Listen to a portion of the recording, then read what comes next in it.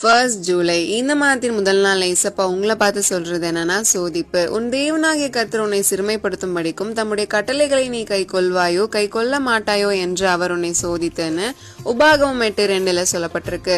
தேவன் உங்களை ஒரு குறிப்பிட்ட உயரத்துக்கு உயர்த்த நினைக்கிறாரு அப்படின்னா ஃபர்ஸ்ட் நீங்க இருக்கிற நிலையில இருந்து தாழ்ந்து போக வைப்பாரு. தாழ்த்தப்படுறதன் வழியா தான் தேவன் விரும்பின மாதிரி உங்களை உயர்த்த முடியும். அந்த ஸ்டேஜ்ல தான் தேவன் நினைச்சா மட்டும்தான் என்னை உயர்த்த முடியும், என் சூழ்நிலையை மாத்த முடியும் அப்படிங்கிற ஒரு பக்குவத்தை நமக்கு கொண்டு வருவாரு.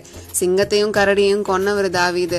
ஆனா தேவன் அவரை உடனே எல்லாம் ராஜாவாக்கல. உயரமா இருந்த அவரோட வாழ்க்கையில இருந்து ஃபர்ஸ்ட் தாழ்த்தப்பட்டு தவிக்கிற நிலையை அனுமதிச்சாரு.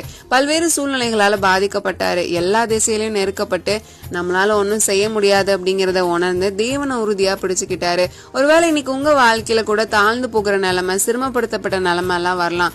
உங்களுக்கும் என்ன ஏது அப்படின்னு புரியாம இருக்கலாம்.